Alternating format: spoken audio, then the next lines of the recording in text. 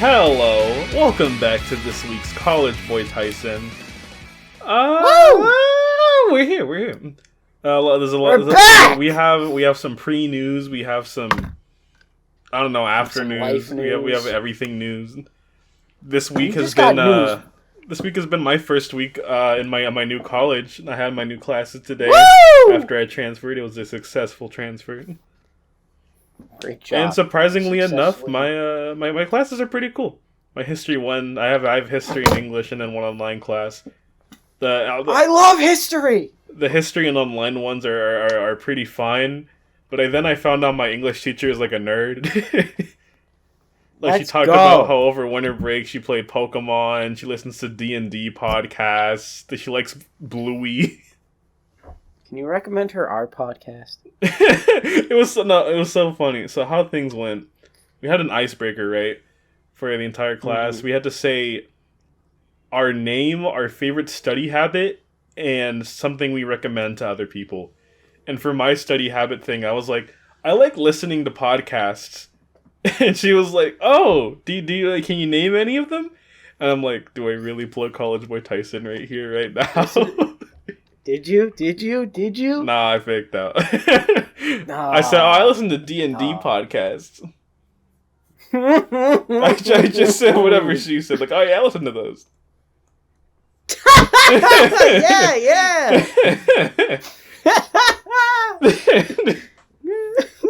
I was only half That reminds me. That reminds me. I'm in this course. It's called Crisis Management, right? Mm-hmm. Crisis Communication. Sorry. And so, I don't know if you do it, but there's these things. Sometimes I've had this professor multiple times. She does this thing called mentees. It's like you put in some words, and then it'll pop up on her screen like all the different words people have said, right? And so, so the question was, what is the first thing you think of when you hear the word crisis?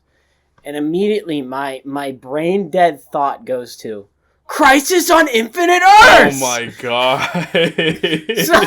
so in my infinite wisdom, I'm like, I'm gonna just put infinite on there because it'd be really funny, right? So, I type in, I actually think of some other, what else comes to mind? So I'm like, emergency, problem, and then I'm like, all right, infinite, and then I submitted, whatever.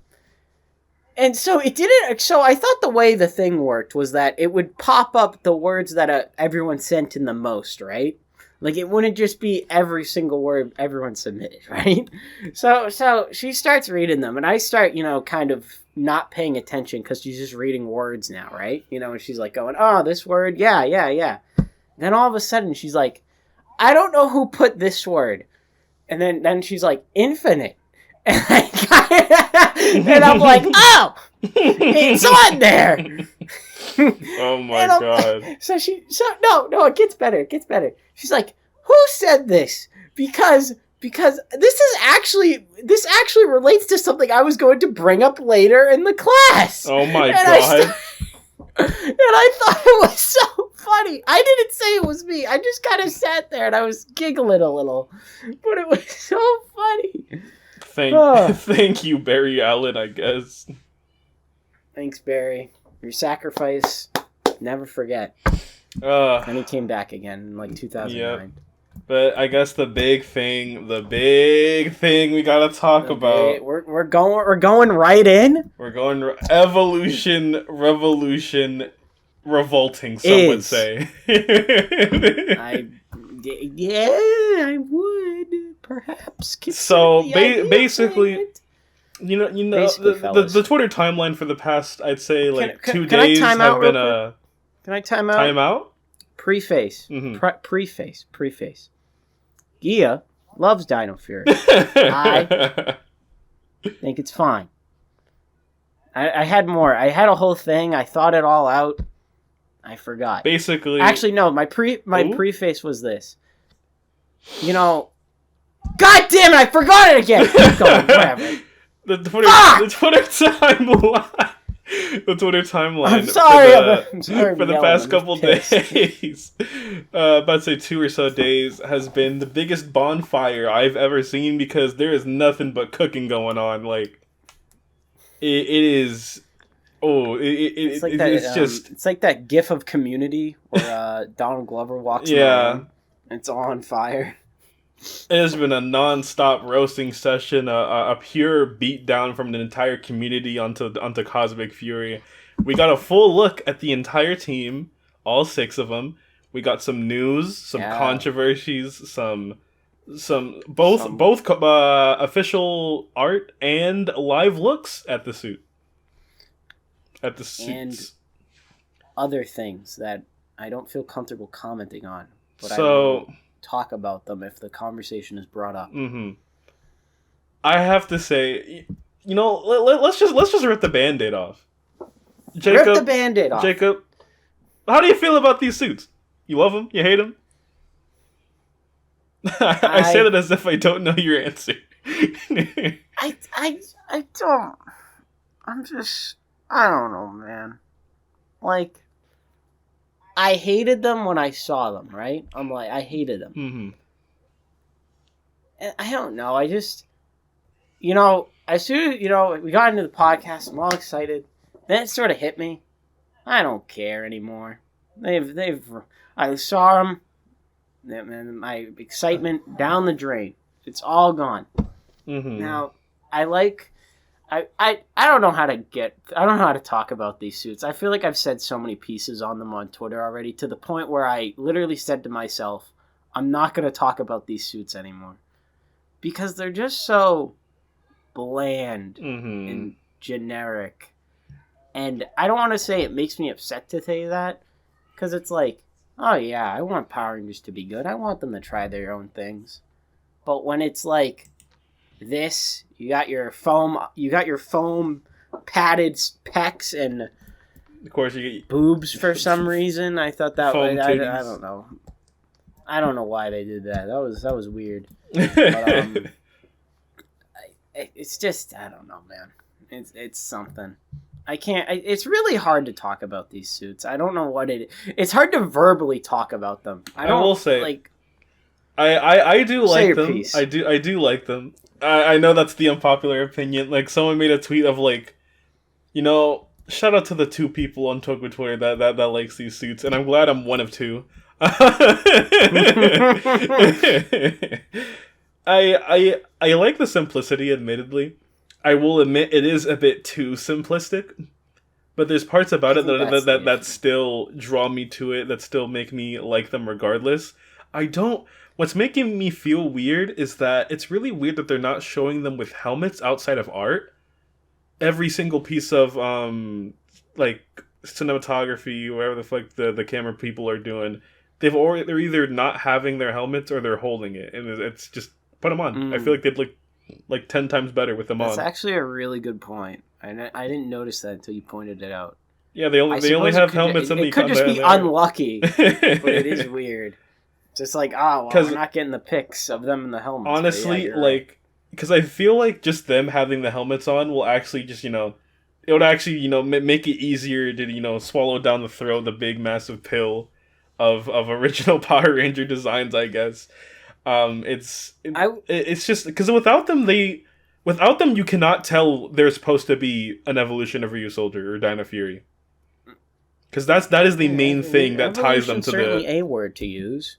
the next logical step of like Ryu Soldier in space or something. Whoa! I'm kidding. Without that, really without the helmets, because one, for some reason they're not using like the facing forward dinosaur logo that they used for Dino Fury on because it's not on the buckles because it's the Power Rangers Lightning logo. Yeah. And it's not on anywhere else really, so it's just what about these are Dino Fury aside from the helmets? I'm gonna be 100% honest with you. How do I word this? I feel like on one hand it's like, okay, if you're gonna go, why did you make them still dinosaur based when the Zords are gone? They don't have the Zords anymore. And I get we've had seasons in the past. We've had Mighty Morphin where the Zords aren't connected to the suits. Mm-hmm. I think Mighty Morphin gets a pass because you can still kind of pass some of those off as their Thunder Zords. Unicorn is dinosaur power.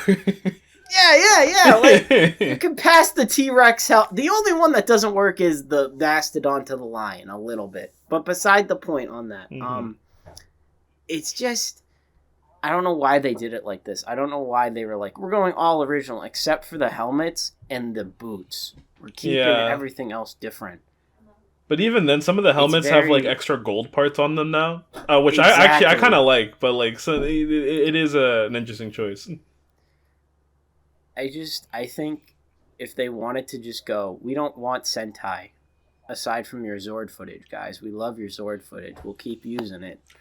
Fucking lazy bastards. Film your own Megazords. It's crazy because like, I do like these suits, but even then, I have my own questions about them. You know. Like, it just doesn't make sense. I QRT'd a post I made when they announced that they were doing Q Ranger mecha footage, right? Because everyone was like, "Well, how are they gonna look at the base color combination? It doesn't work because there's no pink, and unless you're gonna and they're gonna sell off Ion as yellow, which I don't know. I think that's fine, but like, I made a tweet of like, you guys do know that the Q Ranger, like the main function that they use to market and sell Q-Reno is that it can swap out parts, and specifically even in Pink's case, you can still have the base 5 and Pink and put it on the back. And I was like, oh man, do you guys really not know that? Little did I know, Simon Bennett didn't know that either. I don't trust Simon Bennett. I'm gonna be honest with you. Bro, I used to be a Simon Bennett defender like way back in the day, like in 2021. But he needs to stop. He needs to stop. Give me your phone, bro. I'm logging you out. As the producer of your show that you want us to believe you're confident in, saying the words "they'll grow on you," bro, are you serious? Does that mean you don't like them? I just want to say, does he even like these? The response to these suits has been so weird because it's like they seem like, I don't know, the way the cast like talked about them in that video. Kai Moyo didn't even need to say that on Twitter though, by the way. But like, you guys are being harsh. yeah, like, bro, maybe I might have been a little harsh, but I feel like personally I'm always kind of a little bit harsh on everything. Like, but I'm defending my actions here. I do play up a lot of stuff because I just do it because I think it's a little bit funny, to be honest with you, and I don't take a lot of this seriously. Like, their costumes, whoa, you know? But, like, I don't agree with the response the cast gave in that, not the response the cast gave, but, like, the way they reacted was so, like, off to me. It's like they're happy, but it's, like, clear they don't really care. In my opinion, I'm not super good at reading people. No, it's because, like, in all honesty, why would they have to care? Because at the end of the day, they're still getting paid, and their story is getting told whether their suits look bad or not. Yeah, true. I mean, he got the money, he got the bag. They can leave after this. I guess it's also like Russell Curry going, "Oh yeah, I prefer to call him Champagne," and it's like. So he doesn't even like what his color is, like, or, you know, maybe he was joking more than anything, but like, it's just weird. It's just weird and like. So it's like, I don't know. You could have kept Pink. Kai just going, we're too harsh. You could have kept Pink. You could have kept Pink with how the Q-Reno actually works. You know, I don't know if Simon Bennett actually watches Sentai. Maybe not. He keeps calling it Super Sentai Q Ranger, so I don't know if he knows. So what's something else? Okay, something I remember back in the day, right? I didn't watch Sentai as a kid, but what was the YouTube channel? Fucking MMPR Toys, those content creators like Bruno and Mia, I think they're called. They're those two people. Yeah. I used to follow them hard back in the day, and I remember they announced, because they sometimes talked about Sentai too, even though they're mostly Power Rangers. They talked about Kyoryuger when it was coming out, and they were like, "Wow, there's gonna be no yellow. Yellow might be the 6th, and then the 6th turned out to be gold. I remember that. And the 6th turned out to be gold, and I was like, no yellow? That sounds like a terrible color combo. But sure enough, Kyoryuji made it work, and then they did it again for Ryusoul, and sure enough, they also made it work. So I was like, okay, yeah, like there's these changes that you can do without fully fucking up the flow. Cause like they both had their pink, like they both had like these nice mainstay colors in Sentai and Power Rangers that still kept them together. As someone who likes the Cosmic Fury suits, this is by far the worst color combo of Rangers I have ever seen in my fucking life. Oh my god! For no yellow, no pink. We have red, blue, green, and black, and then gold and beige. What is going on here? I don't. Can we rip the other Band-Aid off? At this point, you could have just made Zato yellow, because he does look kind of yellow in the fucking art. Yeah. Honestly, no. Before, if you're talking about what I'm thinking, I think we should look at it. I think there's a few Band-Aids. If you're talking about the Amelia thing, that's where that was the Band-Aid. That was before the middle portion. Before we talk about the more real life aspects of it, let's talk about kind of the show aspects of it, because I think people. Yeah, that's what. A lot of people are like, is the next logical step for Amelia really being the leader of the team? Being the red? I don't know what Simon's cooking, but I don't think he's on to anything. I'm sorry, but in my humble opinion, it makes zero sense. And what's really weird is that, like, so what's Zato gonna, is he really just gonna be a mentor? Because, like, if it's just gonna be the 6 of them in space, and Amelia's the one leading, that means Zato, by extension, has to have been, like, again, demoted or lessened in some sort of way. And I know people are on Twitter are like, well, him not being the red doesn't mean he got demoted, motherfucker. Like, as if they always never market the red of any season, like, to hell and back.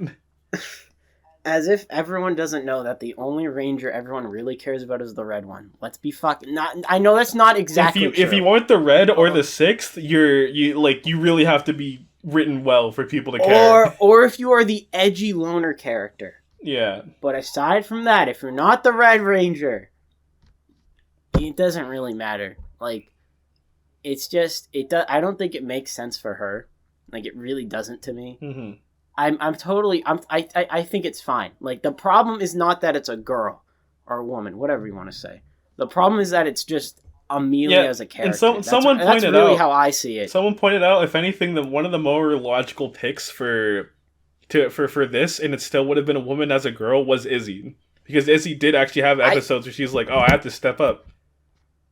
Yeah, I don't, honestly, in my head, I think Ion was the better choice. I think you could have done a lot, because there's that whole thing with him in season 1 where he's like, I should be the leader. Yeah. And I know that's not, I feel like that's they had this whole little thing in season 2 where they had put on like a lot of pressure of him being the one to defeat Zed.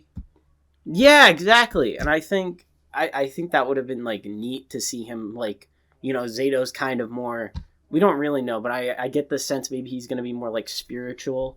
He doesn't even have a weapon in the photos now, so, like, I'm just taking in the context clues and what they've said about it.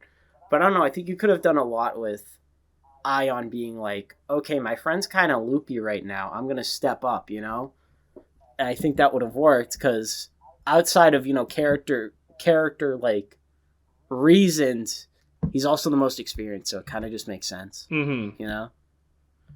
Technically, he is the most. You get what I mean? Yeah. 2000, whatever, how many years. And it's also, there's something we've talked about in the Dino Fury episode that we brought up for a moment, but, like, I know Simon Bennett has been the showrunner for, like, a bit, but, like, has he watched Power Rangers? Because, like, I love how it's the skirt. It's the skirt thing, right? Of just, like, This is like they like I love We're the breaking Izzy skirt. boundaries. I love the Izzy skirt moment, but they're pretending as if no female rangers never had a non skirt suits before, and then the way they're treating Amelia, like of course a female Red Ranger is a big thing, just like having a girl Ranger with the color red is big entirely. I understand that, but like. The whole female leader thing has been done before, multiple times. Yep. On the television shows too. Jen, fucking what's her name? What's her name? I don't remember the Alien Rangers. I only know Orico. Yeah, I think it's Delphine. I don't remember. And I know people probably don't give a fuck about the Aquatar Rangers one, but like still Jen. A lot of people love Jen. Jen a fan favorite. Jen is iconic, and even outside of that, you had Taylor and Wild Force. She was literally the leader before Cole showed up. She was also like a fucking military vet, mm-hmm. So it's like, yeah, she's kind of actually qualified for this. And Power Rangers as a whole, I feel, has strong female characters that aren't, they're not in a leadership position. And it's really weird. Are fucking strong characters. Because like depending on who you ask on Toku Twitter or like what posts you see by the cast, it's really weird on what the change is supposed to actually mean. Is she actually going to be the leader or not? Because like, if she's going to be the leader, but Zato is still going to be more important anyways, then what's the point? If anything, like. The red would just be like a technicality or something. Exactly. But it's a lose-lose situation, because if Zato's still, like, the more important one, then there's no point. But if, she's more important than Zato, then it's weird for more obvious reasons. More obvious reasons, and like... Okay, it's not really connected to that. But I sort of hate how they're like, yeah, she's the first full series Red female Ranger. As if Cosmic Fury isn't the third season of a 3-season show. As if you guys just didn't do this to be like, well, we did it so we could do it, Mm-hmm. Like I feel, I'm not trying to say that to be rude or like, it is cool. I will say it's cool. It's fine. No. Whatever, it's just like right? I feel like they're trying to go for this big thing where she's supposed to be the leader, but really she's gonna feel like Juron, bro. Like Juron from Zenkaiju. You aren't that guy, pal. That's how it's gonna be. It's a whole big deal. I will say, though, those photo shoots they've been doing, bro, that cameraman putting in the hardest work I've ever seen on my entire life. Like he is doing his absolute all to make those suits look good. I will concede. Cosmic Fury Black is a decent, okay. Decent. I almost said good. I almost threw up. I actually quite like it a lot. I don't know what it is. I think it's just because it's black, so it's like, okay, there's going to be absence of details because it's black. Mm-hmm. And I like the robot arm. If they cut his arm off, that would be crazy. I'll give them props. If Lord Zed rocks up and he's like, oh, you play the guitar, huh, pal? Yeah, no. Some Sasuke from Naruto, bro. No, my arms! I need those! Aw, man! How am I gonna summon the Zords now? I don't know, bro. If Zed be tearing people's arms off, I'm gonna be surprised. I don't know how far they'll go for Cosmic Fury. This ain't your grandma's Power Rangers. But you know what is your grandma's Power Rangers? Power Rangers once and always. We're back. I'm so excited. They got me. I'm not gonna just from like wrapped around their finger. Is it weird that like from the trailers and like the stills they've showed? I don't know. It just looks like such a different quality from the TV shows like Dino Fury or Beast Morphers. Like there's such an obvious thing that feels different. If they no, it's different when it shows up on Netflix and it's in Letterboxd. It's like a fucking movie cinematic experience. That's how we'll know. Be like, oh shit, this is real. I will say I was taken aback and very surprised when in the trailers we saw glimpses of the Green Ranger suit, and I was like, what? I was very taken off guard. Was tearing up a little. Not gonna lie to you. I'm sure it's probably just gonna be like flashbacks. They're gonna be like the good old days, and they're gonna be like, yeah, all right, guys, yeah, all right, guys. Oh man, putties. Maybe they'll like oh no. I hope like if they do that, can they actually use like the actual audio of JDF from the show and not what they do now when they do flashbacks to previous shows where they just re-record lines.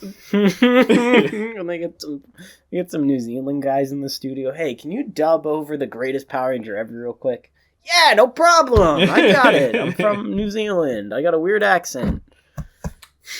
Something. Sorry, New Zealand. Something I noticed. There was a still released of like the main five, which I assume is like them. It's supposed to be in modern time, so I assume it's like I don't know, Rocky, Billy, Zach, Catherine, and then the yellow. They gave yellow a skirt. That's the big thing I noticed. Like they gave yellow a skirt. Well, we have. I don't think we've seen her suit yet. I don't know if it's in like if it's like that in the trailer, like the little like flashback fight they had with the whole team, but like. No, the flashback.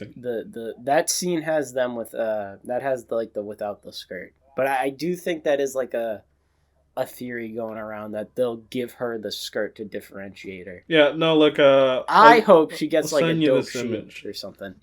I think this came from that Razzle person on Twitter. My brother in Christ, this is a screenshot from Super Megaforce. Are you for real? Yes. Damn, Ghia. No, that's staying in. That's staying. I'll make myself stupid. You know what? This will be the preview. This will be the fucking preview I post on Twitter. There's no context. There's no context. Ghia, that's a picture from Super Megaforce. Damn, like the picture was so high quality too. I was like, damn, that's kind of crazy.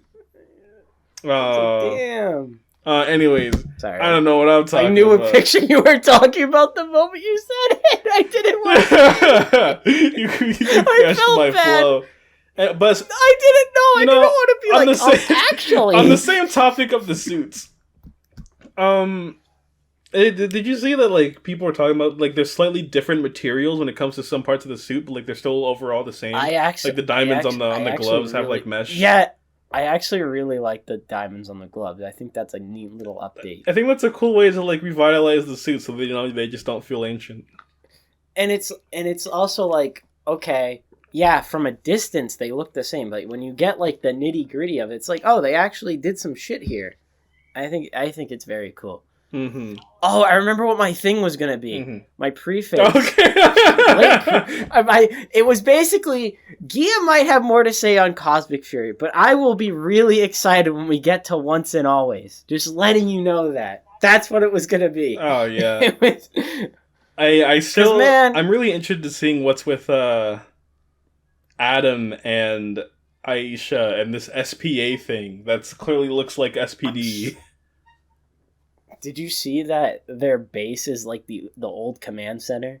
Like, there's a tweet, Sentai5 posted it. Shout out to him. He got some pictures of the command center and he like put them next to the base in the video. It's like the layout is exactly the same, and they got Zordon's crack tube in it. Oh, that is sick. And someone says it kind of like it looks like they kind of tried to like remotely try to make the crack the same possible way it could have looked in space. Yes, that is sick. It's crazy that this is written by the Dino Fury writers. Really? I guess so. That's what I heard. I mean, hey, they like MMPR so much as a company, so like, oh shit, we're gonna put all the effort into this one. I love how they were talking. This is a side tangent. But you know how on the live, I don't know if you watched the live stream, but they were talking about how it's MMPR's 30th and it's In Space's 25th, and I'm just sitting there, and I'm like, it was Operation Overdrive's 50th anniversary last year, and you guys didn't do anything. I don't care. Go Rangers, go Rangers, go, go, go. 5 fingers reaching for the sky in 5 ways. I know the whole song by heart because I'm a I thought you were about to go somewhere else. I'm not a rapper. But if I was, we somehow, usually we spend the first 30 minutes on Geats, but here we are. We talked for 30 minutes about PIERO. It's gonna be a long episode. We didn't have to watch Outsiders. We didn't have to watch Outsiders after all. for a little context, Jacob asked if we could do Outsiders today for the second topic. And he specifically said, we can't do Decker till next week. And I was like, I guess we could talk about all the PR stuff, but I don't know how much we have to say about them. And I guess it's a lot. I love Power Rangers! Temporarily, of course. Only until April 19th, in which case I will be tuning out. Well, I will be tuning in, then I'll be tuning back out. Then I guess I'll tune back in. I guess I'll just hate watching. I don't know. No. They haven't even released a trailer Beside yet. the point. I'm gonna be so scared for that trailer. Evolution, spatial-lution. Because they're gonna put in something. It's gonna be something weird about Lord Zed, and it's gonna be weird. And I'm gonna have to be like, wait, guys, we just let him cook, and then like it's gonna drop, and you'll be like, yeah, they weren't cooking shit. They're gonna be like, all right, guys, it's space time. And Listen, like, hold up. All I'm thinking about, I just think, even though the recipe is on the verge of going bad, they have it on low to medium heat right now. They're cooking, but it's taking a long time. Are you telling me this is a slow roast of a season? Is that what this is? He put it in the crock pot. You have to wait. No. This guy's dry aging his Sentai. Speaking of that, actually, before we move on, I wanted to bring this up. I saw a lot of people talking about. It was are we talking about like the Sentai suit comparison things? Yeah, somebody was talking about how like, oh, when Sentai does something different, they're applauded, but when Power Rangers does something different, it's hated and made fun of. And I'm reading the tweet and I'm thinking, I'm looking at it, and then I go, dude, that's not how it works. It's because people are disliking it. It's disliked because I don't want to say objectively, but it's kind of the only word that fits here. So like, I don't take this like seriously when I say objectively, right? It's like objectively they are bad. You know what I mean? I don't really mean that, but I don't really have any other way of phrasing it. But you get what I'm trying to say. Like, yeah, that's people's opinion. They don't like the suits. People don't like the King Odor suits. I know the Runaway guys. Shout out to them. They don't like the King Odor suits. A lot of people I know don't like them. But it's different. It's good. The King Odor suits are, I don't want to say better, but they're a better different because it's like, these at least look appealing to look at, if that makes sense. That was kind of all over the place, but I'm not a fan of like people just kind of shit talking. As someone who loves the Cosmic, as someone who loves the Cosmic Fury suits, right? And I've noticed this about a lot of things I like. If you're a fan of the same thing I am, please stop setting up our favorite shit like this, bro. It is an uphill battle. Someone was like, all right, guys, let's really talk about it. Q Ranger versus Cosmic Fury. Don't set them up like this. Like, what are you doing? Don't do this. Someone's like Lightspeed Rescue versus Cosmic Fury. Bro, stop! What are you doing? That's not... It's crazy because it's like... I think I like every Power Ranger suit, to be honest with you. Like, I like every season's designs. Not to the same level, but I like them all. And then I'm like, you know, if you put any season next to these, I'm going to be like, yeah, that one's better. You know? It's I know it's such a cop-out thing, but I really... the only suits I dislike are Goggle 5. But I think that's universal. Yeah. I will say, this is going to be my last thoughts before we get to Geats. Last thoughts. Let him out. I will. I want to prop up my tweet because I didn't feel like enough people saw it, and I thought I made a strangely good point. So, plug. I had it was late last night because I was really thinking about Cosmic Fury reminds me of something. I don't know what these suits remind me of, and then it finally hit. I feel like the Cosmic Fury suits. These are what the Power Rangers would look like if they were being done in Invincible. Like, if the Invincible universe had their own set of, like, oh, this is, like, the Power Ranger stand-in of the universe, I feel like it'd be Cosmic Fury. Like, they look like Cosmic Fury suits, that would be the design. I'm not well-versed in Invincible, but I do agree with you on the painfully generic. Like, somebody said this is like the parody Power Rangers you'd see like a TV show do, which is kind of what you're describing. Yeah, like I guess a more popular example would be like if this is probably what the boys would do or something. I'm so glad you didn't say CW, because I was gonna go on a fucking tear about that. Because I made a whole tweet about it. I'm not gonna repeat myself because the CW actually kind of cares a little to an extent. Oh no, you know what I mean? I love a lot of CW suits. TBH. Sometimes they fumble, but like, honestly, their live action Flash suits haven't been beat. TBH. I love the season 4 Flash suit. That's my favorite one. Oh, yeah, they eventually got a nice texture and thing going on. So yeah, they're doing pretty well. Boots. They're doing pretty damn well. Last thoughts from me, Digital Jacob. I don't know why I do that a lot. I noticed that. Anyways, Cosmic Fury suits, they sure do exist. I hope the show is somehow good. That sounds really mean, but you get what I mean. I hope it's decent, at least. It's a nice little send-off. And then once and always, I think it'll be peak fiction. I got high expectations now. That trailer put me in a mood. But, yeah, Power Rangers. That's it, I think. Nothing really else. We kind of didn't address most of the issues, but I don't think we don't do that here. Sometimes, but you get what I mean. I said enough of my thoughts about those situations on my Twitter. You know, at Ghially, the L's are eyes. I was gonna say at Guysolg, you can go over there for nothing, but you can go over there for the Bonkais. Go over there for the Bonkais. Go to Legion. They talk about it more. I agree with Legion. Mm-hmm. Shout out them. They're great. I agree with Ghially. The L's are eyes. Shout out him. He's a little content creator. But anyways, wow, this is the first time I have said this line on this show so late. Yes, Jacob, what did you think about this week's Kamen Rider Geats? I'm so glad we took 37 minutes to get to this episode.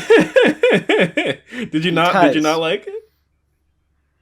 No, it was all right. Wow. I know I say like all of them are all right, but like usually I say that with a little bit of pep in my voice. You know, I'm like, it was all right. You know, but I know that like this week, especially after the episode got subbed, like that night or the day after, a lot of people started talking about how Geats is starting to feel boring to them and whatnot. I think it's just because this arc hasn't done much yet. Mm-hmm. I think we talked about it last week. Yeah, the reality TV show arc hasn't promised much for us to really care. But I don't know. The character choices are kind of bugging me. Like, I really don't like in show. I know we're getting right into it. I guess I apologize. Whatever. I really don't like when characters don't stand up for like their friends. It's really weird to me. So like, you know, there's the whole thing of the episode. So summary, I guess we don't really summarize the episodes. You ever notice that? We really just kind of go in. Yep. But so you know, Kayla. So the big thing of the episode is that everyone is suspicious of Kayla being the disaster or whatever, and I'm just like, why is Neon not going? Guys, you're wrong. I know this guy. And then you just got Ace over there like, well, he did trick the Game Master. And I'm like, bro, come on. Like, I get obviously they can't know for sure, but I feel like you could give Kayla the benefit of the doubt. Because I think those two would know him the best to the point where they'd be like, okay, well, maybe he's telling the truth. Because usually he does. He only lied once. That was when they were fighting the evil dude. But Daichi pisses me off. I don't like him. But I think that's just because he's like, Okay. I'm gonna take your buckle. I'm not gonna lie, because on the day of this recording, there's been revised discourse on the timeline, and you kind of saw you kind of softly cut out there. So I thought you said Daiji, and I was like, what happened? My fault. We somehow went to Daiji. Isn't that Nadge-Sparrow? I forgot his name. Yeah, Nadge-Sparrow. I can't. I don't like saying Nadge-Sparrow, so I just call him his name is. It's really something about Nadge-Sparrow, because I feel like they're obviously setting him up here to be the disaster, because he was like, "What? You never talked to me, Kayla. I don't remember that." But I don't know. I still feel like that's a fake out somehow. Because I don't know. It can't be that obvious that it's one of the two new people. I agree with that, and I similar note. I like how they're developing Lopo a little bit. I think that her and Nago is cute. I think that's nice. I like what they got going there. I like the a little bit more backstory we got on her, but yeah, I don't get if they're trying to do like, oh, it's obviously not it's obviously Daichi, but I don't know if it's that or it's gonna be like a triple reverse where it's like, oh, that is actually him. You get what I mean? Because like the goal is to fuck over other people, so obviously his goal would be to fuck over him, but he could also just be playing to where it's like, oh, well, I'm trying to push him to do something to mess me up, Honestly, but I also think, yeah, I was gonna say, I'm gonna make a crazy prediction that I don't think it's gonna happen, because I feel like it might be a little too dark for Geats. It might be a little too dark for Geats. Oh boy, I feel like it would be crazy if they somehow set up like this. They're obviously setting up Kayla. Or like the people in the show are like setting up Kayla. The staff is basically trying to. The other writers are. So what if Kayla accidentally kills Nadge-Sparrow somehow? Because like when he was in command, like he barely even touched him. He kind of just like poked him with his sword, and that was enough to like punch Nadge-Sparrow out of his transformation. So, what if Kayla goes a little too far at some point and accidentally just kind of, like, I don't know, stabs him through the chest or some shit? Quirky little guy just doing it. I don't know, I feel like that could be the, the big twist, because a lot of people are I guess it's a good point I saw from, like, I don't know, maybe Ballin was like, yeah, no, it was Ballin. It was like, oh, we're on the third kind of round, like we're in the third cycle of new people get introduced and they're eventually gonna die, so the main four stay. Like, I feel like that'd be a good way to switch things up, especially like if they're gonna die, like how they're gonna die. Yeah, I agree. What was I gonna say? I had something. There's also the theory about Neon being the traitor, which I've seen a couple around from some people here and there. That'd be interesting, because she hasn't done much yet, but I think that's also still interesting that she's just kind of hanging around. The line that kind of tipped me off, like I'm starting to believe the theory a little bit, and it's because Lopo had the line of like, "Oh, you really know how to butter me up, cat," or something like that. Like, so you're good at talking to people, and I was like, Also, we made the total drama joke last time, but they actually like how they had like a total drama, like the cut-ins, like the little interviews in the porta potty. they have those. They have the interviews. I thought that was so funny. I thought that was absolutely hilarious when I was watching it. I was like, we got it right. They did it. We didn't technically guess they were doing it, but still, it was funny as hell. We also had the reveal of, the biggest frog. Kayla's number one ride or die, fucking Dick Rider, all the way to the end. Shut up, Peter. I love they got a little lawn ornament guy just hanging around, and they're just talking to him. Yeah. That. By the way, shout out Gene. Gene? Biggest Dick Rider, just like me. The new the game master, yeah. It's very interesting. No, I feel like you said last week, I think. I don't know if you said this last week, but I remember somebody saying like, "Oh, what if the thing about his mom was a lie? Like if he lied about that?" I said that. I said it. And then this week there was like, actually, your mom was never a navigator. Your mom and your dad were just two normal people. And I was like, no way. I love being right. There's no way he lied about his fucking mom. And that raises the question, how the hell did he know about that lady? Mm-hmm. But still, I love Ace. He's the best. But there's also He's lying about anything. I really I feel like they kind of set this up in the same conversation. But the dude was like, "Oh, I'm a dimension hopping tourist." I swear to, if the big twist of Geats is like alternate dimension versions of the characters, which like because now I'm thinking about it, like, oh, all the times where like, oh, why is Ace like kind of like talking to himself? There's like 2 aces in the opening and that one thing in episode 3. Oh god! If the twist is alternate dimensions, I'm gonna cry. There's a tangent and a half, but so you know how they have Fortnite comics, right? In the Fortnite comics, they basically say that every time you go into a new Fortnite game, right? It basically, like, in the lore, that is the island resetting. So it's like a whole new universe. God. It's not really the same thing, but like they have a multiverse in Fortnite. Oh my god. And it's like a whole island loop. Like, they talk about it more in like the Batman tie-in they did, which I heard was very good. I forget what it's called. But no, if that would be so funny. That reminds me, there was a whole video essay about something about like it was about a situation of like 2 characters who forgot who the other are, who the other one is, but they still love each other, and that's all they need. Mm-hmm. And so the dude had this quote of like, even if I don't remember you, our love will always stay true. And then he's like, this is a quote from the Batman Fortnite comic, by the way. That's what it was. That's what it was. That's funny. That is so funny. Oh my god! No, yeah, it was Batman really and good. Catwoman. What was the other thing I wanted to say? Oh, so you brought up the Nadge-Sparrow, like him getting knocked out by Kawa. Part of me wonders if he literally just took his thing off as soon as Kawa hit him, so it made it look like it was a bigger impact. Honestly, that would be so funny. That's what I thought when I first saw it, because I'm like, there's no way because I feel like Monster is supposed to be a little bit stronger than the other Buckos, like not superly, but if his big thing is melee, then he should be able to take a hit. Exactly. So I'm like, I don't think he'd get knocked out by that, but what do I know? Mm-hmm.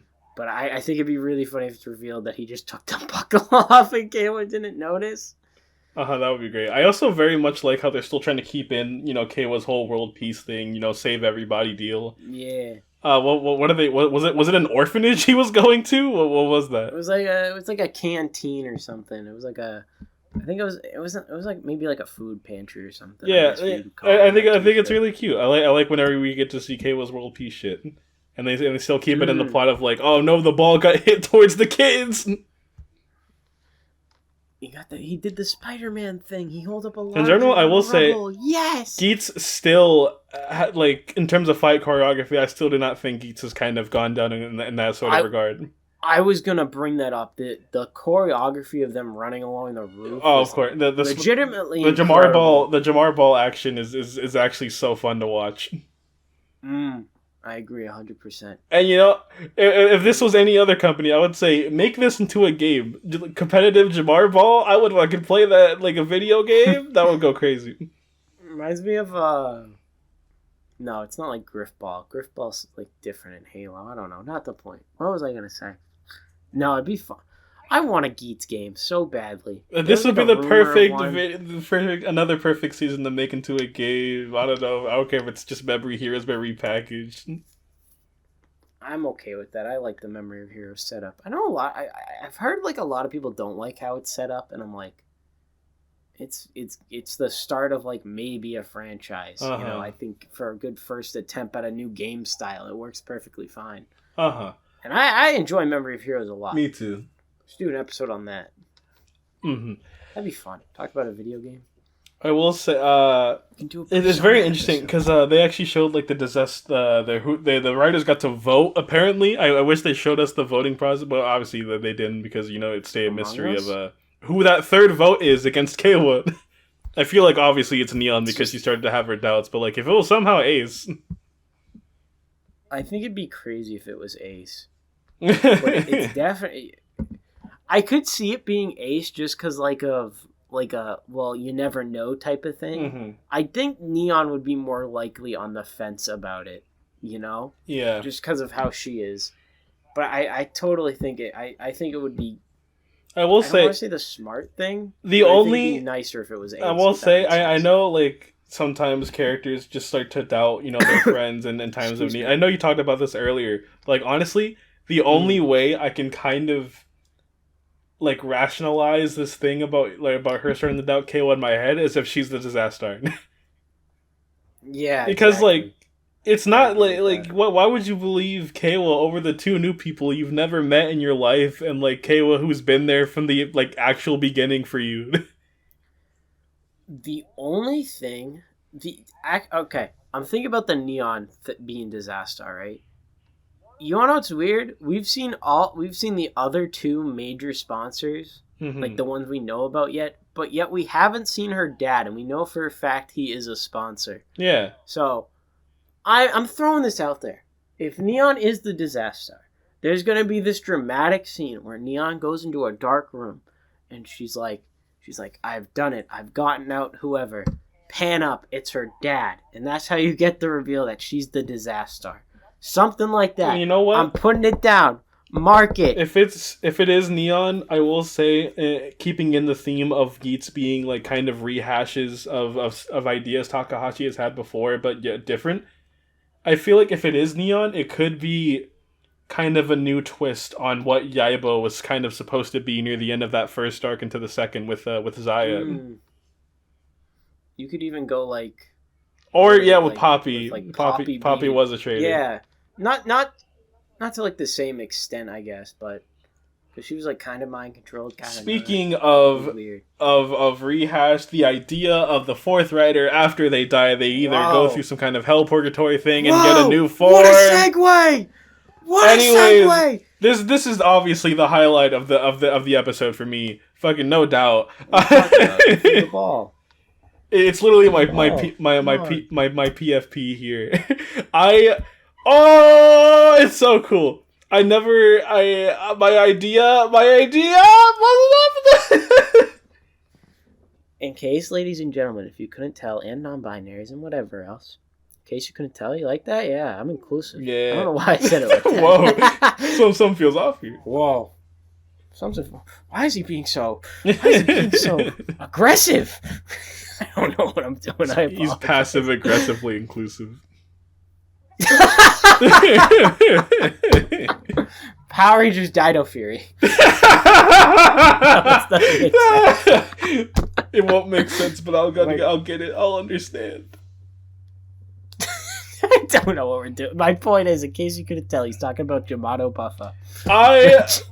In the Thomas Juju Beat guest episode, I said, wouldn't it be so cool if Buffa played for the Yamato or got a Yamato power-up? Granted, I don't think he's going to be playing for the Yamato because, like, I don't know, the farmer dude kind of kicked him out at the end of the episode. He just kind of did. He just said, get out. I'm out. Fuck you. But yeah, Buffa has he has the Yamato buckle. It's literally the only buckle he has. Wow,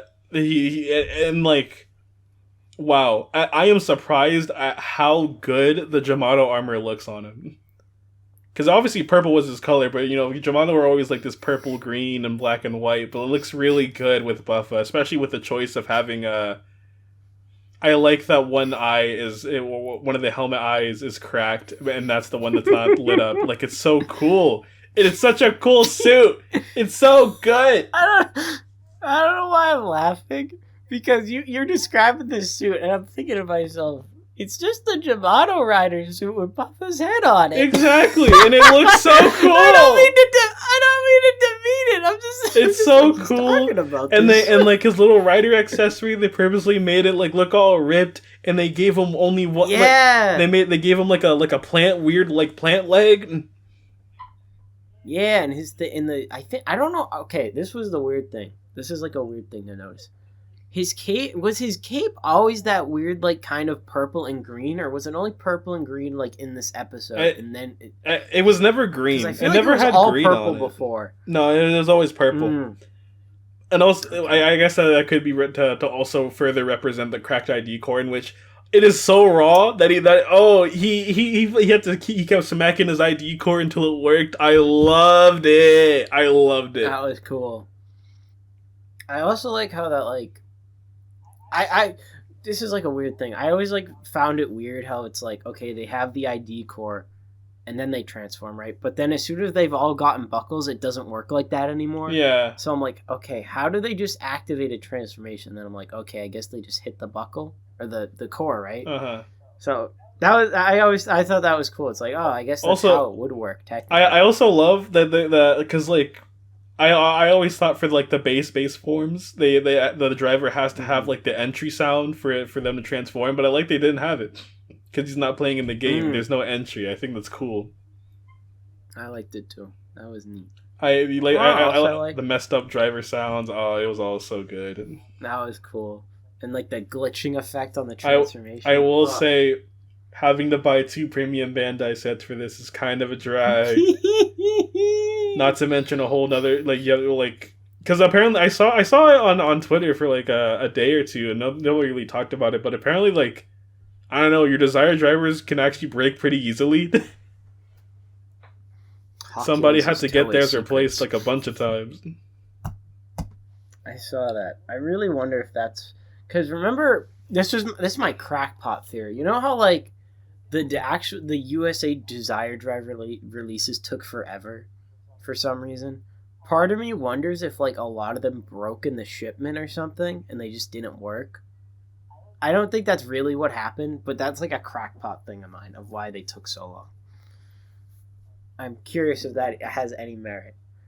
But speaking of the drivers, I am obsessed with how the Jamato buckle goes on the opposite side and gives him chest armor. Mm-hmm. I really want to know if it has an actual meaning or it's literally just, well, they're evil, so we're going to reverse how it works. Yes, exactly. I will say, I do wonder how it works if you put that on that side. What happens if you put in another buckle? Will it just like auto go to the legs or? I really want to know. And it seems like it's going to be his main thing in the next episode preview on the website with the pictures. He meets Ace. Also, very interesting that like he's gonna just I don't know escape and just find Ace. Hey fellas, miss me? He's gonna escape and just find Ace, and he's like showing off the Jamato buckle and whatnot in the previews. I'm really curious how long this will last if it's his main thing, because personally, I find it like a tiny bit weird, like giving a rider a premium Bandai form so soon. I know it's not super uncommon. We've had Demons. Yeah, Revice was last year.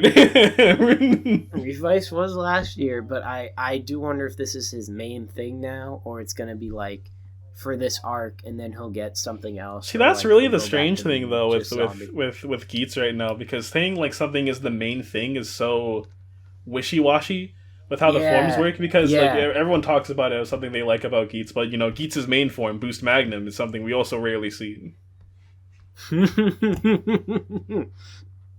Yeah, makes me sad. I will say now, but Buffa kind of just like being out and about has finally, because I it's something I've been wondering since like episode 1 of like how I want to word this. I've only really talked about it in the form of like, I feel like the writers will eventually stop having to play the Grand Prix, but like they'll still be fighting against it, and then you'll be able to transform outside of it.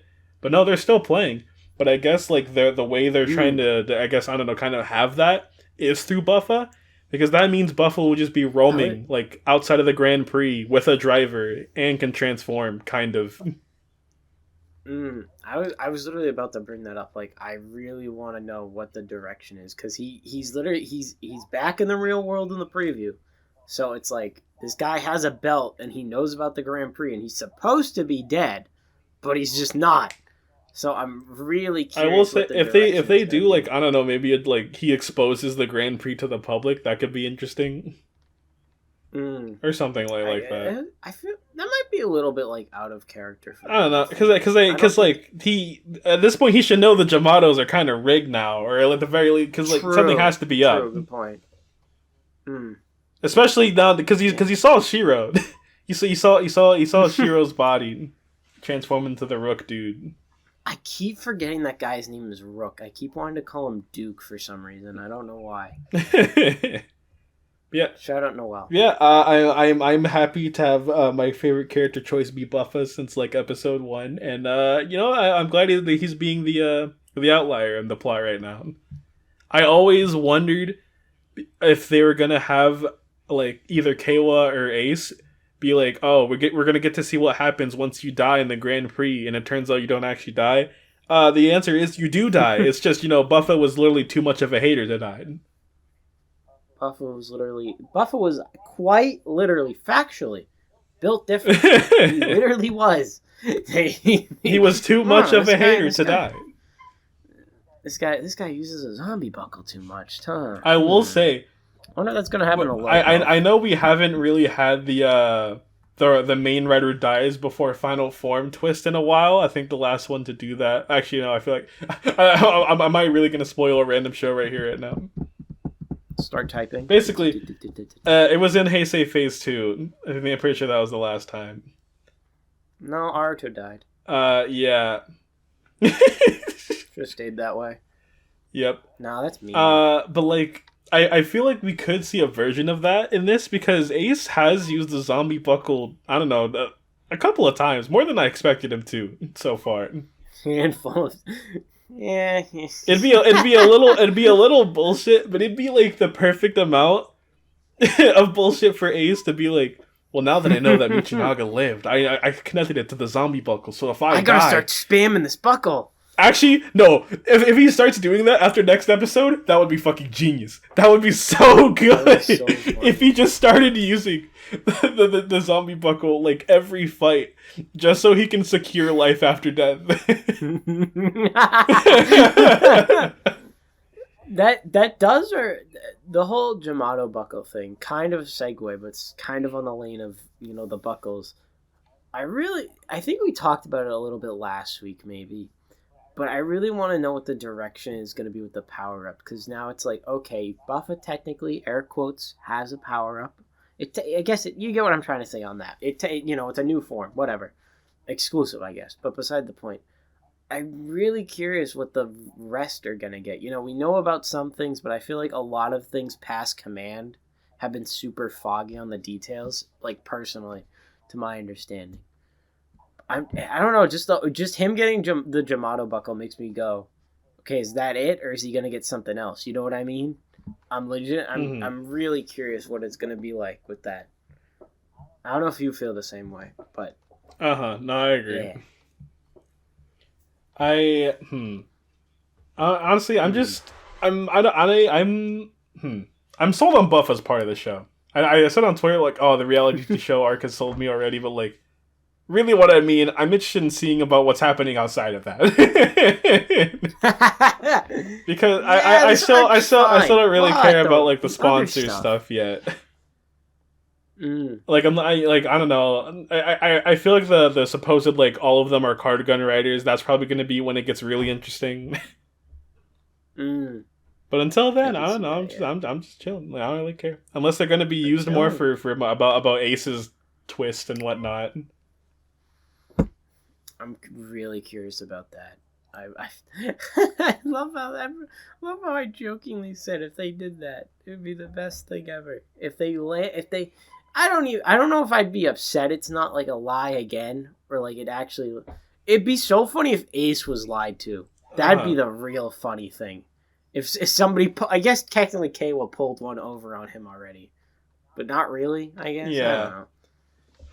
But if it's that big of a thing, I think that's like a bigger accomplishment. Honestly, but I think I want to bring up a random question. Now that we have all this, do tell.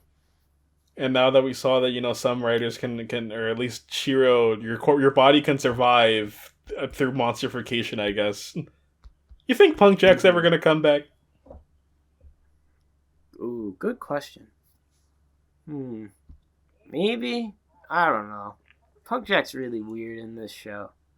Because, like, he gets an ID cord, gets his own buckle, then he's just kind of dead. Yeah, I don't like. It feels weird that they gave him a main writer accessory if he's just kind of just gonna go out like that. think I sort of talked. I think I've said it like twice now, but like we really didn't like talk about his death much when it happened. But I also kind of recognize like it really was just kind of he exploded and that was it. Yeah. Like, you don't even see Win. Nobody mourns his death afterwards. Yeah, it's. I really want to know what the choice was with that. Like, you don't even get to see his supposed sponsor father that put him in this shit. Yeah, exactly. It's. I don't know, that he's a strange case. I could see him coming back purely because he does have a main rider accessory thing. Yeah, well, all I know is that ID cord did come out. Until there's a V Cinema, everyone's going to be advocating that he's probably not dead. Which I'm going to be annoyed. There's the Punk Jack V Cinema. Punk Jack. It's a proto buckle. Proto Punk Jack. Punk Jack the movie. Actually, I forgot. No, the Proto Riders is something Takahashi does. You know, there was the Proto like level zeros. Oh, there was God. there was the 001. No. I like 001. That was a good suit. When are we gonna see Proto Geats, huh? And you know what? Now that we have all this, I'm gonna ask a question that also doesn't really have any relation to the topic. Sure, Do you think that like because a big thing we've kind of been seeing that kind of didn't happen in Revice, but a big thing for the final forms in Reiwa has been like changing the driver so it's different. Like in it's literally the 02 driver, so it's technically a different driver. At least Rider Wiki counts as an entirely different fucking driver. The Seiken, the actual like sword is basically what the driver is, and so they replaced it with a new one. Revice entirely just skipped that. They just said new gimmick. But like, do you think Ace is like possibly get like a I don't know, Super Geats ID core or something? So I'm gonna answer this in two ways. How about that? Mm-hmm. So personally, I can totally see that happening. I can totally see like an item where it's an ID core, and then there's two buckles on the side. Like it's a huge contraption. You know, like, I'm trying to like give you a visual. You know, ID core. And then there's just two things on the side, and then you push them into the belt. Yeah, I can totally see something like that. But then there's like me remembering the leaks vaguely, and I believe he's supposed to like combine like Boost Mark 2 or 9, whatever it is, with the card gun thing. So I'm curious if that's what that's gonna be. But outside of that, I can definitely see something where he gets a new device of some kind to transform, whether that be a new ID core or a new driver entirely. I don't know, because the way I see it, right? Because I'm thinking about like how that moment would go, of like, because Ace is like the king of bullshit. So there's no way like he doesn't get his like. There has to be a way he gets his final form where like everyone thinks he's dead or something, and then he's like, I actually planned for this like 3 weeks ago. See, because I made my own buckle. I feel like it'd be something like, oh, he gets out, like even the announcer is like, mission failed, his ID core gets cracked, and he's actually like, I prepared for this. I have another ID core. This is my final form. That'd be funny. I like that. Now I want that. I don't know. If it's the same vein as how Tendo gets a hyper-sectored Kabuto, that would be hilarious. Shout out! Speaking of Kabuto, shout out podcast off, baby. Podcast of our not competition, but our sibling. My rival. To look at us more like us, they're the sibling company, you know. They're Ghia sibling. They're my rivals. They're the FNAF sister location. Oh God! Why'd you? We'll eventually have a that. crossover someday, I guess. I don't know. We'll talk about Kabuto because like that's literally their entire gimmick. We know. I was gonna say something, but we might get in trouble, so I'll keep it to myself. That is also gonna be the preview. Whatever you just said there, I'm gonna post that, and then they'll be like, "Wait a minute." What is he talking about? Just like I hope you know what I'm referring to. just like the Thomas and Chris clip. I love Thomas. I love Thomas. Hi, Thomas GGB. Love Chris. Do you think Thomas listens to the episodes? No, but he retweets them, and that's all I need from him. You want to know who doesn't listen to the episodes and doesn't retweet them? Dylan. Dylan! This is another call out, Dylan. Get on the podcast or your ass is grass. Okay? This is a threat. Maybe we're just gonna keep posting clips from this episode until the whole episode is on Twitter. Yeah, that's how it works. Honestly, how it's gonna be. I'm announced this for everybody. How it's gonna go. We're gonna call out Dylan once an episode, and I'm gonna take those clips of us calling Dylan. I'm gonna post it weekly, every single time, until he eventually comes on the show. Put him in our bio and everything. Exactly. We're in Hawk's Closet. Oh. We didn't talk. Speaking of that, guys, we are proud to announce we have a Twitter. College Boy Taisen has a Twitter at CB Taisen. You guys want the password? Or kidding? Or how Thomas put it when I told him CBT Ison. That's our at. I love that guy. So I bring this up because, I guess I can say Ghia posted it. I don't want to take credit, but I think it'd be funny if I just don't say who posted it. But anyway, so a tweet was made on the account. How about that? Mm-hmm. Of our viewers' thoughts, our loyal viewers, their thoughts on Geats episode 18. So I thought I'd read some of them off. Oh, let's go. Let's see. Start with our old man Chris. Oh, wait, you're saving Chris for last? I was actually gonna save save Chris for last because he was gonna. I get you. You get what I mean. So we got our good friend media guy Zelkova. Zelkova. Shout out him. He says free Kawa. For real. What? Why are they doing my mans like this? I think he's just kind of acting out of character, to be honest with you. I was going to bring that up. Oh, wow. Not out of character. I feel like he's just been... It was kind of off that he's just letting this guy take his buckle. Yeah. But maybe, I don't know. Just kind of... No, it's so funny that they just took it from him, and he just stands there like a loser, like a baby that got his candy taken away. Like, maybe it's because I don't understand, hearing a person who saved... Maybe I don't understand, seeing a person you watch die, come back to life in the form of a monster. I will say, time.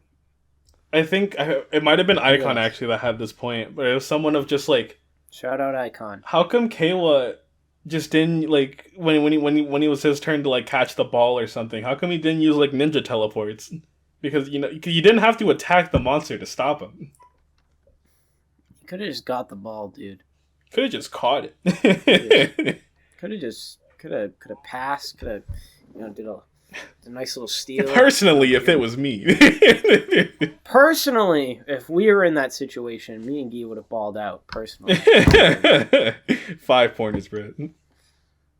I forgot it was 5 points. I was like, why did he say that? Well, also we have Gleaming Garmore. Garmore's been around a lot. I was gonna ask you to read this.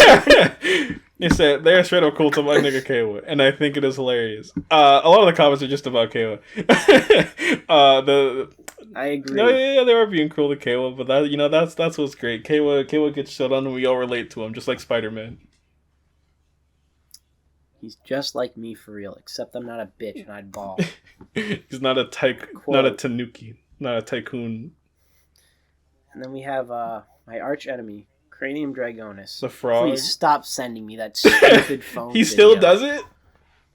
No, he doesn't. I just think it's funny that he kept doing it. And it's the only thing I clutch onto now. Anyways, he said the frog was funny. The frog was funny. I agree. In the production notes, they actually talked about, we made concept art for the frog. We sculpted the frog. Here's the frog before the painting. And then we painted the statue of the frog. He looks so cool. Put a little suit on him. Anyways, last but not least. That's going to be a least, premium band. Wait, we forgot this Ghially guy. He said, I want the show to... No. I was trying to bump. They don't like us. our most loyal viewer, Chris the Desire Devil. Digital Mayhem 40! Beloved VA man. What did he say? He said, I loved... Oh, I keep clicking on the inbox. I loved it. Geats has been killing it week after week, and this episode just keeps the momentum going. The stuff with the riders was fun. K-Will getting his moment was cool, even if he got shit on. And Buffa's new form looks so cool, and I'm so excited to see more of his story. That was my Chris impression. It wasn't that good. He just kind of talked higher pitch. I agree. I definitely agree. Chris. I will say the only thing I might not agree on is the momentum. I will like the story. It does feel like it's still going somewhere, but in terms of momentum, I feel like it's kind of slowed and quickened in some paces. We're like, I don't want to say we're petering, but we're like idling. I guess. Does that make sense? Yeah. You know what I'm trying to say? We're just we're chilling. We're maybe at a red light, you know, and we're just kind of waiting to fucking punch the brakes. I mean, gas. Why'd I punch the brakes? God damn it. Yeah, just brake again at a red light so somebody bumps into me. I'm a good driver, guys. Yeah. I love traffic accidents. Anyways. I love Don Brothers. Don Brothers, Daisugo. Anyway. This is a segue into the next topic of Kamen Rider Outsiders. So I will say quickly, very, very, very quickly, if you want your reply to be featured in an episode of this, I don't know why. We can start doing this! I don't know why you want two weird college boys to talk about your thoughts, but hey, we'll be posting questions of what you thought about so-and-so, and you can talk about it, and we'll talk about what you talked about. It's very simple. I'm going to start posting random-ass questions. We'll put those in here. I'm going to ask you what your favorite kind of soup is. all that. Question of the week by Jacobs now, I guess. daily questions of nonsense. No. All of a sudden you'll be like, I don't know why College Boy Taisen is asking me for my social security number. We're going to talk about it on the show. Random question. Hey guys, welcome back to College Boy Taisen. Question of the day. Can one of you please send me money for food? I'm starving. I can't. Ghia won't let me go. Please, help! Question of the day. How much are you willing to put to Jacob's Cash App? Question of the day. How much are you willing to pay for the CBT Patreon? Where you get your name announced at the end of the podcast. And that's the point. They gotta stop doing obligatory Chris mention. Chris can't get this shit for free. You have to pay to get an obligatory mention. Tier 3, you get an obligatory mention in the video. Okay, wait. Actually, though, that'd be funny. That would be funny. Because it's also like, that's how we get it out. Like, obligatory mention to whoever. That would be funny. But, so basically, yeah. Jacob wanted a reason to watch Kamen Rider Outsiders, so he asked me to watch it, and I did. Hey! And I don't know why I wanted to do this. We had to get out of the way eventually, because I also wanted to watch it, because I felt like I had to. I love Oja! I love Oja. It's gonna have Red in his ass. It's gonna be great. But, like, I'm gonna rip off the Band-Aid. I'm gonna be blunt with it, bro. Wait, before you say anything. Sorry for asking you to watch this. No, it's fine. No, it's fine. It's fine. Now that I watched it, I actually have like something I actually do want to talk about. So, rip it off, bro. Stop using Dan Kuroda. I don't know what Tetsuya Iwanami himself wants to keep doing this. He probably does. I love that guy. Please stop. I'm low key so tired of fucking of this dude showing up. And it's somehow always 01's faults now, you know. And now it's Fiza's fault too. Shout out Will. Oh no. Sorry, Will go shoot us for that one. Sorry, Will. I'm gonna get a fucking photon. Speaking of Will, if you listen to this far, I have to ask you: is the Arc Orphanok thing actually a thing from Fize? Like, is it a coincidence, or did they just make this shit up? Because, like, if they just made it up, no, that's a thing. Okay, I was about to say, if they just made it up for this, it is beyond stupid. But if they didn't make it up, then I guess it's fine. It's cool. I like that suit a lot, actually. The actual Orphanox suit is pretty cool. But to speak on Dan Kuroda, so this is a Jacob origin story. Not really, but it's kind of. So this is, I don't know how I'm gonna order it. I guess I'll just start with this. So, before my name was Digital Jacob on Discord, for the longest time, I had it as Dan Kuroda. I don't know why. I just needed a name, and I went with Dan Kuroda, and it was my whole brand for a couple times, for a while on Discord. Right? People even called me Dan. It was kind of weird, now that I think about it. But anyways. I really like Dan. I really do. I think he's one of my favorite Rider characters, to be honest with you. And on one hand entirely, I think they should have just left him dead. I really do. But not like, I think he, not like dead when he died originally. I think, the ending in Laser versus Gem, I think that's good. It actually made me cry. But that's because I was, emotionally attached to X8, beside the point. I really liked how he ended there. And then, they do the Gem's President Special, whatever it was. I don't remember. I actually don't think I watched either of them, to be honest with you. I don't remember. I'm a fraud.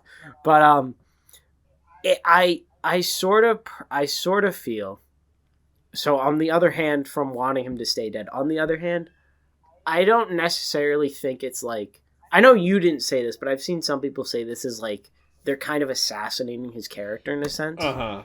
I don't necessarily agree with that because it's not the Dan. Yeah. It is a copy of a copy, pretty much. I don't know if it's a copy of a copy exact. Well, I guess it is a copy of a copy. But beside the point, it's not the OG guy. That guy died in episode 23. Mm-hmm. And then, you get further than that. The actual Dan that most people like has been dead for a while now, Yeah. So I don't think it's an issue really, but it is I do understand to give they should stop a different perspective of that. As someone who again has just said I don't want Dan Kuroda to come back anymore. I wouldn't feel like it's a character assassination, considering to me personally. Yeah, I'm not saying I count. That. Yeah. No, I know. I'm saying to just give a different perspective. Just see another reason I feel like someone couldn't see it as that. Because I personally see the ending of his character as a whole to be in Gem versus Laser. So it's kind of that whole deal of I don't really care about anything that comes afterwards because, it doesn't really have any bearings on the story of X8 really. Yeah, I agree. But it's 100%. Just I don't really care about these either. But on the flip side of that, while I don't think it's a character assassination, it kind of just feels this was written by Takahashi, right? I don't know who wrote these. I believe so, yes. It felt I don't know, whoever was writing this, it just kind of felt I'm just going to write Dan about, I don't know, how everyone probably remembers him from, I guess, the more popular episodes. Flanderization of Dan Kuroda. A tiny bit of a flanderization, because I don't know, the best quality to me about Dan is that his kind of, his god complex, his insanity was always, a melancholic thing.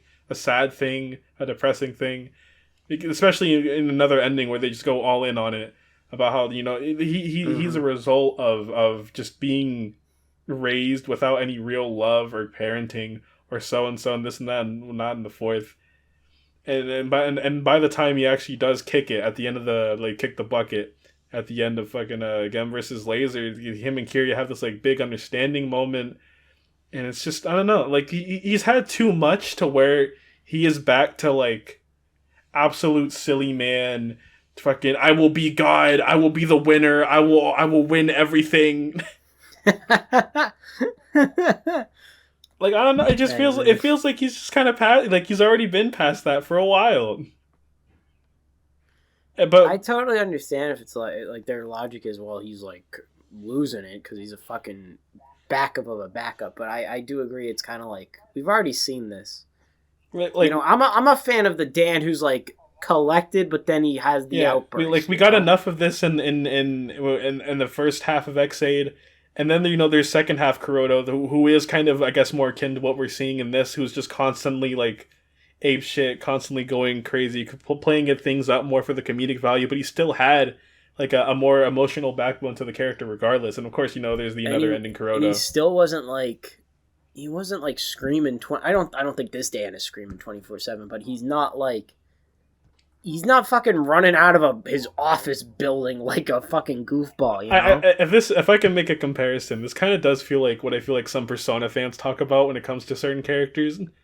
I guess the big example I can think of is probably Chie from Persona 4. Oh, do tell. Do spoil the game.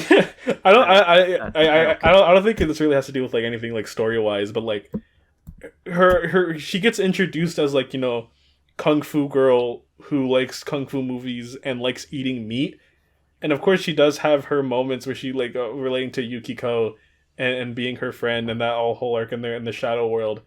But then a lot of it afterwards just becomes like, oh, I like meat. That's the joke. I feel like that's kind of what's going on here. Of like, oh, Dan Kuroda was like, oh, I'm Game God Man, but it's also because, you know, I've been abused. I've been basically sheltered. I've gone a little insane. It's all this, but now this girl is just like, oh, I'm funny Game God Man. I'm gonna look at this picture of my dad and be all sad. Yeah, there is that, but I don't feel like that's enough. I guess it's just, you know, keep in mind that that fucking Gem President special did happen, despite how weird that was. Speaking of the presidents, there's another president in this. The fan favorite. The legend. Everybody's golden boy. Sparkman. I mean, Salvage. Sparkman? Right. Everyone's elemental hero Sparkman! Like, everybody's Sparkman! Everybody's favorite golden boy! Yeah. I'm gonna throw down a face down! My man jaded, bro. Yeah. Can we do a Yu-Gi-Oh episode? Can we play Yu-Gi-Oh for a podcast? That would just play Yu-Gi-Oh? Oh my god, that would be great. But like, also, it's so weird. I don't know what's happening. I will say, I watched the Presidents. I didn't watch the one after that where he actually got Gemuso. Yeah. So now they're just talking about like Zine is gonna come over, whoever the new company Zine with a new writer, they're gonna get rid of humanity, and now the arc's just like Guy's funny secretary that, you know, or something, or like casually takes over his secretary. I was so taken aback by that. The fucking Guy's talking to the secretary, and he's like, all of a sudden he's Aizen from Bleach. Get the free Aizen, let him out. But he's like, we have to stop. I think it's like, it's like Zenin or something. I don't remember. We have to stop Zenin. I made another artificial intelligence that wants to destroy humanity. But he was also going on some other stuff of like, with Dan Kuroda back, Dan Kuroda brings a new malice, and I'm just like, I hate 01. And then Guy, for some reason, he's like, I'm not gonna lie, it kind of blurred at some point. Maybe I was just like, I don't care anymore. Mm-hmm. After seeing the secretary just instantly turn into the arc. But Guy sort of like is like, we have to bring together all these like Kamen Riders or something to stop Zenin. And I'm like, I guess that makes sense. All your friends are dead. So who are you gonna call? Spaceman? Arto's still in space for some reason. Probably not coming back down because of his war crime. Who you gonna call? Yaiba? He knows what he did. Fucking loses the fight when she gets a power up. Imagine having your belt destroyed. Couldn't be me. For real. But anyways, if they bring Hirobi back during this special, I will shoot myself. You know, I'm not... Smart Queen. She's a girl boss. Yeah, she's Mari from... my friend who actually watched Fies... I didn't get it. ...was like, oh my god, this is crazy and weird. And I'm like, I didn't watch Fies. I don't know if this means anything. So, you know, Will, tell me that too. What does this mean? Will, can you explain this? Because I watched Fies, I know who Mari is. How big of a deal is it for like Mari and Smart Queen, like she took her face or something? Anyways, Will, Delta sucks. I know it got bodied by Gemuso, but I know Delta sucks anyways, so I'm gonna say Delta sucks. Which is funny, because I like Delta. I'm not saying Dan Kuroda can't be a comedic character, but like, Mm-hmm. Really, like having that scene where she's like, "Let's talk about having like a joint company or like a company takeover." And he's like, "No, you can't have my gashat," and he runs out the fucking room. Like what is he 5? Like Ghia walking in to tell me I have to stop hating on my build driver and running. Like the camera follows him too. He just runs out the door. He unlocks the door. And then she turns into Delta. Then they turn into Gemuso and Kamen Rider Delta. By the way, I love Gemuso. Gemuso is a really cool suit. And they updated Delta's transformation for some reason. Mm-hmm. Delta's still lost. Anyway, this prologue didn't I don't know. I just didn't care about anything in this episode. I will say, they just hyped me up for next episode because they're like, all right, like it's like they're talking to me personally, like, all right, Ghia, we know you're tired of 01 ruining the shit you like. So here's your Yuki. We're giving Oja Survive. I'm like, all right, sure, I'll watch. You're like, yes, and then I'm over here and I'm like, I will say this. I'm not getting anything. At the end, they're like, there's the dude who was like, I'll make sure Zion succeeds by summoning every evil Kamen Rider to ever exist or something like that. And so I'm very confused on what he meant there, because through the from all the leaks and their previews and the trailers, what do they mean by evil? Like DN Ren? I'm very lost on what the goal is. Excuse me. And like Harobi's back. I get that, I guess, but yeah, he was a terrorist, you know. I'm glad somebody didn't forget. I'm glad. I would never forget that Harobi's a terrorist. What are you talking about? I'm not like some people who only like him because he's pretty. Oh my god! I you know what? I will be completely fine with Harobi revival if that's the joke they make of just like, we brought you back because you're evil. And they're like, what? I'm not evil. He's like, bro, you literally like fucking caused the deaths of millions or some shit. Didn't you want to like destroy all of humanity? Didn't you like didn't you hack many of your kind in an attempt to free them? Even though they were perfectly fine with the way they were. Harobi, you seem to be on the wrong side here. Harobi, it was for the will of the Arc. I don't know how Ren is into, because Ren's not evil. Unless they're counting the one-time disaster turned into Falchion, and that's why Ren comes back, to get disaster. Yeah. I mean, hey, at least somebody else counts disaster as a writer. I know I do in my heart. I'm like disaster. And I don't know if I'd really call DN from Decade evil. He's just kind of an asshole. I think he's just kind of there. Because, like, the title of the episode was, like, it's like Mirror World Treasure or something. So I wonder if he's just there for something Oja to punch. I just don't know, like, who do they mean by evil writers? Is it just Harobi and Oja? I know somebody is like, oh, they might bring back Evolt, but, like, he's in space. Well, how are they gonna get it? He's in a different. You know, going by the logic of the world here, he should be a whole. Wait, no, they unmerged all the worlds, so technically there should be a build world. He's just there. Oh well, I don't know. I don't work here. If anything, they could just bring back like almost every Yuki writer because all of them are fucked up people. Like, it's really crazy. And they're bringing they got Guy. The Rhino Man. Yeah. And Scissors, I think. I remember seeing Scissors Advent deck. Shout out Scissors. He's my guy. I got a toy. Got eaten by a crab. You should be flipping burgers. What? Nandato. Shout out Ballin. Shout out Ballin, Shout I out guess. Stephen Ford, whatever his name is. I don't know. I don't care. This special is I was like, this is gonna be a fun little thing to watch. It was incredibly boring, and I did not care. The only thing that kept me entertained was like, seeing Gemuso do crazy stuff. Because otherwise, I don't really care for the plot of like this new made up company in for 01 lore or something. Foundation X back at least. They are. Yeah, that's where that guy's from. He's from the Brave Inspector. Oh wow. He's from the Blades Inspector thing. Oh wow, they're actually continuing that? I just thought they were gonna leave it on a cliffhanger. I think though I read the wider wiki while we were talking, and they said it's supposed to be a combination of all the TTFC specials. Oh, I'm So glad inclined to believe them. I'm glad they have the TTFC fucking CU, I guess. Yeah, I'm trusting them.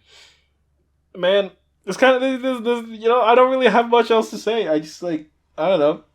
It's gonna be boring until the characters I care about come back. So like, who else? Wait, I got a question. Who else do you think is in this aside from who we know? What outside of Oja and Ren? And I don't know. Disaster, what would you I feel like to it'd see? be hard because I don't know if the actor's still blacklisted, but like I don't know. I feel like Dark Kabuto would be a cool addition. I know Dark Kabuto only really comes back for just the suit, but like I don't know. I kind of like this character. He was a cool writer. I feel like they'd be cool to bring him back in some way. I feel like on the opposite end of that, well, not the opposite end, like similar end, bring back the Hopper Bros or like so. I really want Hyper Sword. I've always wanted that. He would be cool to bring back. It's really I don't know. I just think it's really weird to like we're bringing back all the evil writers, call them Outsiders, which like I guess that's a cool name, but like the Batman team. I don't know if that really fits. Speaking of, by the way, before I even watched this, I heard everyone say the song they had for this was ass, and I was like, it couldn't be that bad, bro. I was laughing my ass off when it was playing.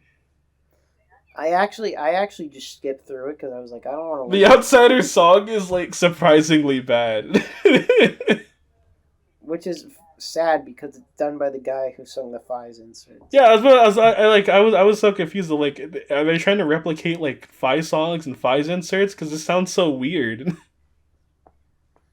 I love how this is like a Fies crossover, but like it's just Mari. Yeah, and Arc Orphanok.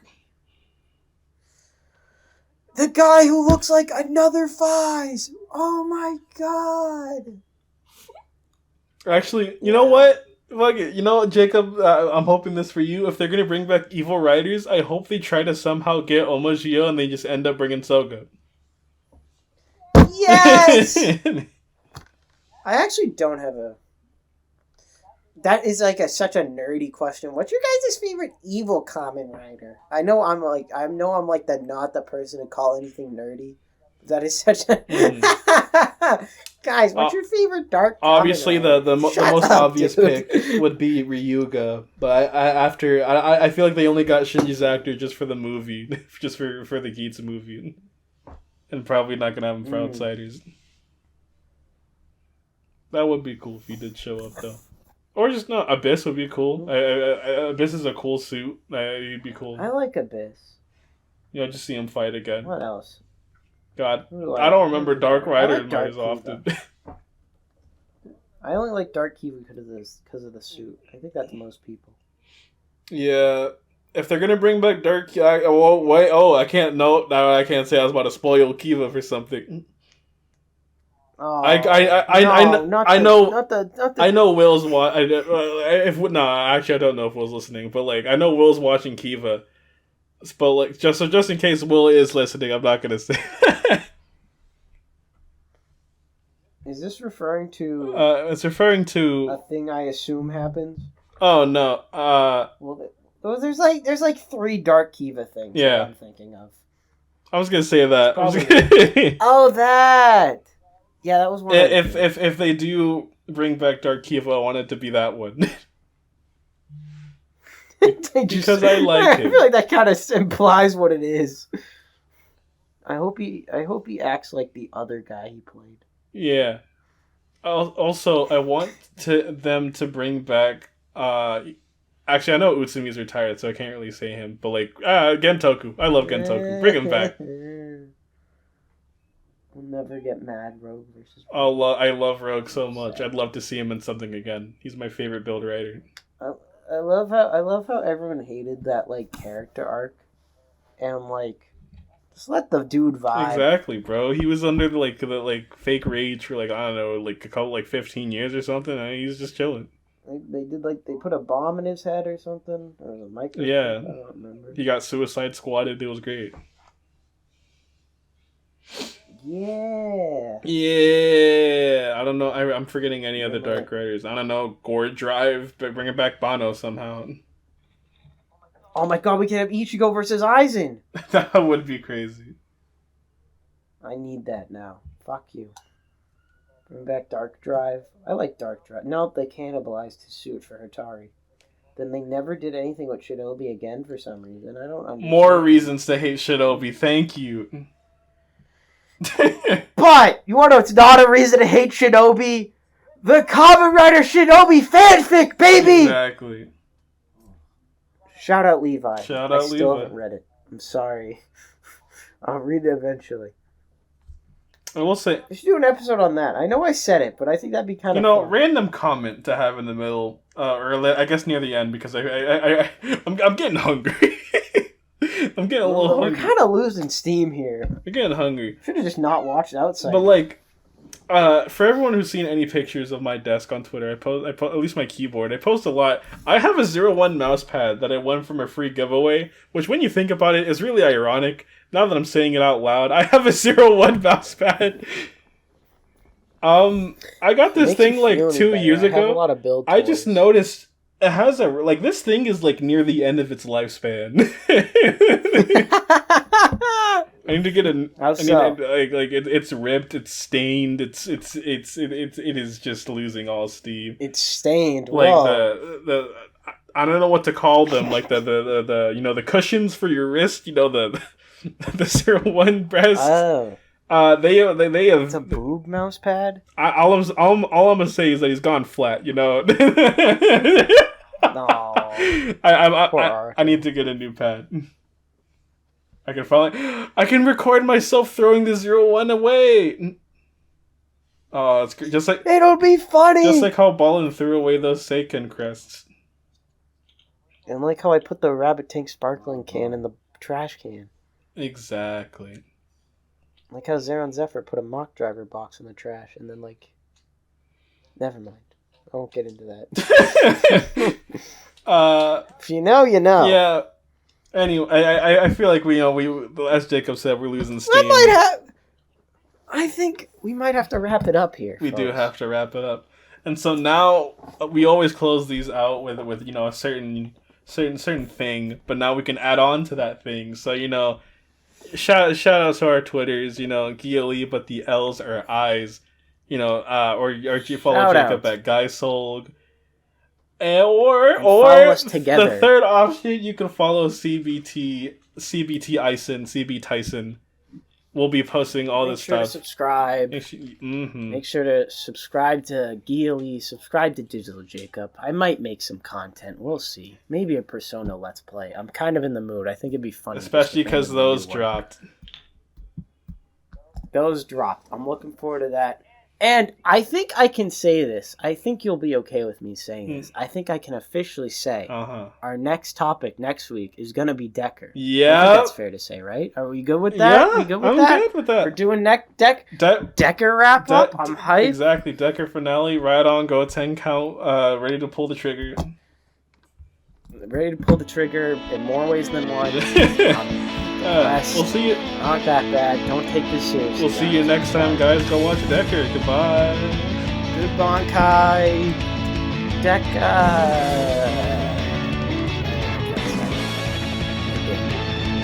Yeah.